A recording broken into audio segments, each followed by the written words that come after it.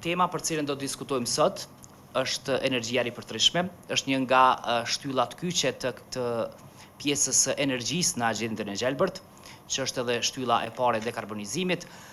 Ky sektor është, le të themi, sektori kyç në procesin e tranzicionit energjetik, sepse Kosova, siç e dini, për një kohë të gjatë dhe në bazë dhe në shtylla të themeleve të sistemit të vetë energjetik, ka energjinë nga liniti, ndërkohë që kërkohet që gjithnjë më shumë të kalojmë në tek burimet e ripërtërishme, tek burimet të cilat do t'i sjellin Kosovës edhe energji më të pastër, edhe mbrojtje të mjedisit, edhe integrim më të shpejt, por edhe, le të themi, një sistem energjetik fleksibil, të hapur, konkurrues, i cili do t'jetë bazë për integrimin e mëtejshëm në tregun rajonal.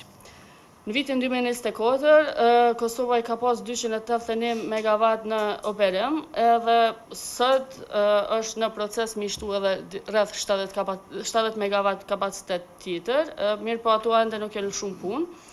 Pi targeteve që janë vendus pi strategjisë për energji, kemi 1600 MW që pritet me qenë online. Dhe me thëmë prej 1600-ve, i kemi 281 që për momentin i kena online, që kallëzën që ekziston një gap shumë i madh prej targeteve që i kena vendos në asi vend, edhe është një diskrepans shumë e madhe në aspekt të zbatimit. Kjo të regon se sfid në Kosovë është jo me qitë target, se targeti është i mirë, edhe është shumë është mirë prit për këtë akterve të industrisë, mirë po nëse sfida vërtet është nëse Kosova mundet me mbri, me kriju një treg i cili mundëson që projektet serioze me u financu edhe me u lëshum punë. Pse ka rëndësi që ky send mendohet, është se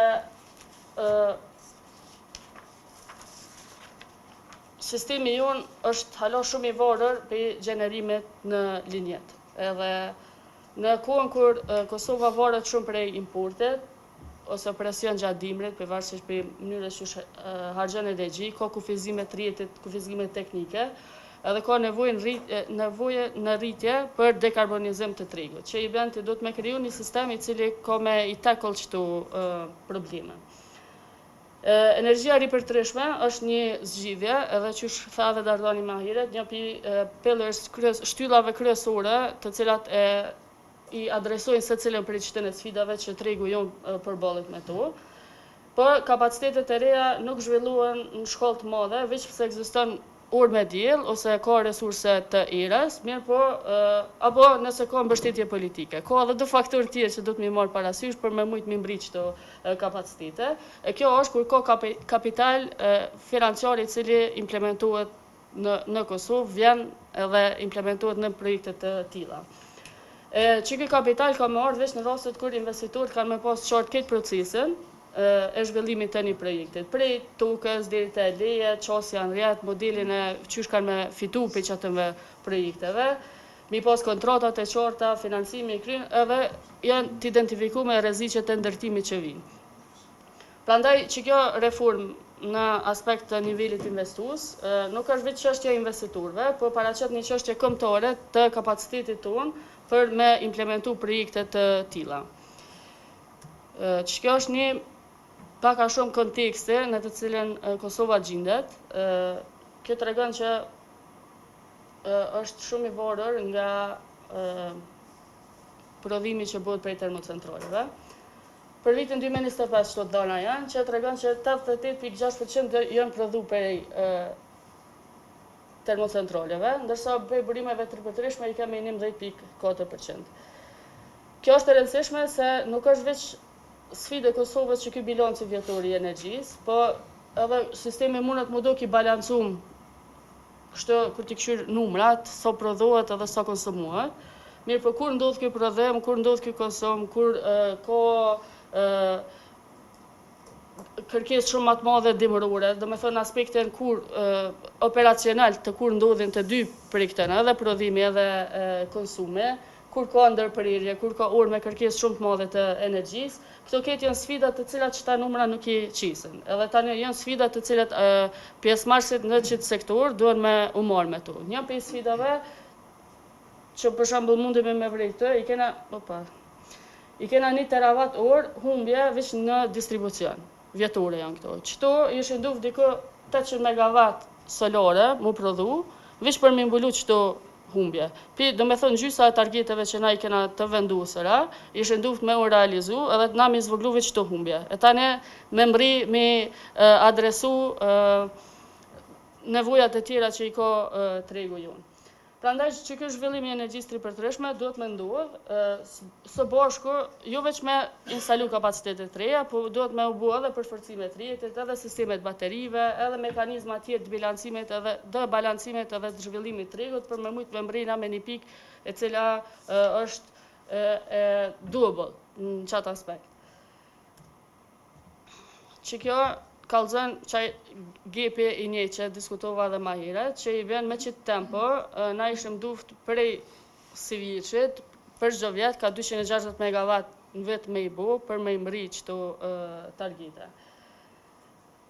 Na i kena mri i bjen që shtë rreth 18% të targeteve që i kena pas, edhe tempoja duhet me rrit jashtëzakonisht shumë, se nuk mundesh me mri targetet e tua ose me ndreq një kornizë të tillë prej naj ankande aty këtu ose prej projekteve individuale që zhvillohen prej dikujna qindra projekte tjerë mesin në përpauza se nuk kanë mbri me kry obligimet e veta në qatë aspekt. Sa i përket që kjo është një sfidë që shkallëzova dhe ma herët, që është për mobilizim të kapitalit. Zhvillimi i energjisë ripërtëreshme është në esencë në aspektin e sfidave, një sfidë financiare. Se kërkush nuk i ka 1.2 miliard euro nej, edhe me thënë po tash unë pishti qëtë se s'po kam që me bu me qëto pare. Këto janë ankondet dhe paketat e prezentume prej qeverisë, edhe janë 950 megawatt me vlerë të asociuar prej 1.2 miliard euro. Që kjo është veç vlera kryesore e investimit, por nuk i përfshin kostot e tjera që kanë u nevojit për përforcim të rrjetit, për balancim, për kostot financimit e tjerë, kostot shtesë që vynë për me mbri qëtu. Kjo i bjen që tranzicioni i Kosovës nuk është veç reform e sektorit të energjisë, po është sfidë që është me mbrina që të kapital me prutena, që i bjen duhet me investu hala ma shumë për te që ti 1.2 miliardit. Atëherë sa i përket do thot burimeve të ripërtëreshme të energjisë, unë thash jam Miftan Nika, udhëheqës e divizion për burimet të ripërtëreshme të energjisë, ku është punuar do thot pjesa edhe të strategjia energjisë, dekarbonizimi dhe energjia ripërtëreshme, në kuadër të kësaj do thot është para parë dikon kapacitet të reja të hynë deri në 2031, siç e cekë edhe Zamfina, 600 megawatt energji solare, 600 megawatt nga era dhe 100 megawatt prosumer. Do thot pjesa hidro nuk është trajtuar për shkak se Kosova që dini ka një sasi më të vogël të ujëve dhe është trajtuar dhe më herët, janë ndërtuar disa hidrocentrale më herët, ku kapaciteti i burimeve të ripërtëreshme tash do thot sillet dikon rreth 300 megawatt, ndërsa te prosumer tash dikon rreth 34 megawatt kapaciteti që kanë marrë autorizime dhe një pjesë e tyre janë të instaluara. Sa i përket do thotë kalimit nga mbështetja do thotë më herët siç ka qenë përmes fedim tarifave, tash do thotë mbështetja është përmes ankondëve do të zhvillohen burimet e ripërtëreshme, se deri në 2020 janë filluar përmes fedim tarifave, ku ka qenë një çmim i caktuar, ndërsa tash për shkak të oferta konkurruese është parapar në bazë direktivës së re dhe ligjit që është transpozuar direktiva e burimeve të ripërtëreshme në ligjin për promovimin e burimeve të ripërtëreshme, edhe është filluar me ankondën, është përgatitur do çështja ligjore, edhe është filluar me këtë pjesë përmes ankondëve. Ankondi i parë ka qenë ankondi, do thotë është ankondi solar që pritet, do thotë është në fazën e fillimit të ndërtimit, është filluar edhe me ankondin e erës, që edhe në këtë pjesë do thotë ka qenë planifikuar dikon 100 deri 150 megawatt, mirë për shkak të lokacioneve të ndryshme, atëherë është parapar 50 deri 100 megawatt ankondi i erës me kohë i parë, edhe do të vazhdohet do thotë edhe me ankonde tjera.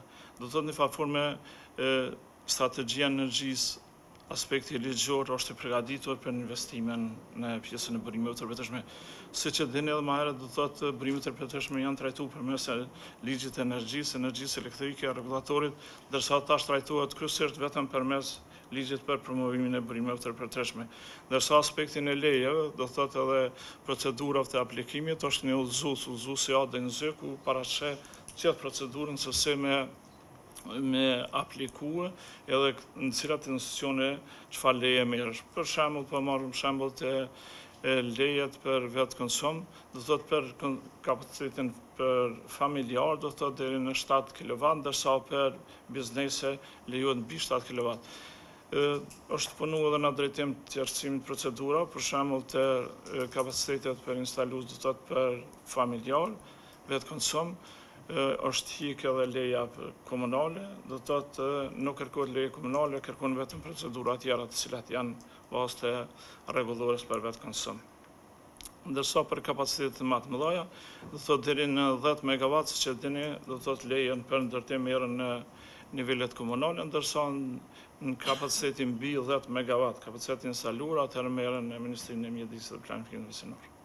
Po vazhdoj pak rreth kësaj një vizion për çështje të thjesht si biznes privat, propozojmë disa gjëra rreth kësaj temës që si përfaqësuesi një biznesi privat propozojmë krijimin e një kornize kombëtare të nivelit investues për energjinë e ripërjetshme e cila do ta shndrojë Kosovën në një treg me potencial energjetik në një destinacion të besueshëm për investime vendore dhe ndërkombëtare. Po mundohena sa më shkurt me qenë për atë arsye dhe po i lexoj kështu. Problemi që duhet ta adresuar nga këndvështrimi i biznesit.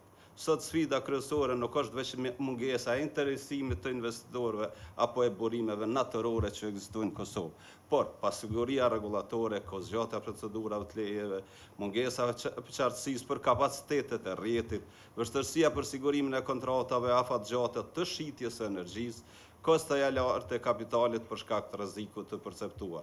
Këta faktore rrisin, si tha edhe Zanfina, kostën e projekte dhe bën financimin bankar më të vështirë për të me qenë i qartë. Propozimi biznesit tonë i kom parapanja 5 shtyllat kornizave investuese që janë si të nevojshme për shembull siguria rregullatore për investitorët, të krijohet një mekanizëm ku rregullat të janë të qëndrueshme për gjithë ciklin e projektit, procedurat e licencimit të kenë afate të qarta, investitorët kenë transparencë mbi detyrimet dhe drejtat e tyre. Si mesazh për institucionet, këto është nga aspekti i biznesit. Investimi kërkon jo vetëm potencial energjetik, por edhe siguri afatgjate juridike. Në infrastrukturë energjetike e gatshme për investime, si propozim, publikimin e kapaciteteve të disponueshme të rrjetit, planifikim të përbashkët ndërmjet zhvilluesve dhe operatorëve të rrjetit, investime në transmetim, shpërndarje dhe fleksibilitet energjetik. Pa rrjet gatshëm, projektet mbeten vetëm fazën e dokumenteve. Në 3 modelet financueshme të tregu. Kosova duhet zhvilloj ankode transparente për kapacitetet e reja, kontrata afatgjate për energjinë, treg funksional për marrëveshje direkte ndërmjet prodhuesve dhe konsumatorëve industrial, mekanizma që u japen bankave sigurim mbi kthimin e investimit. Nën 4, platforme përbashkët shtet biznes.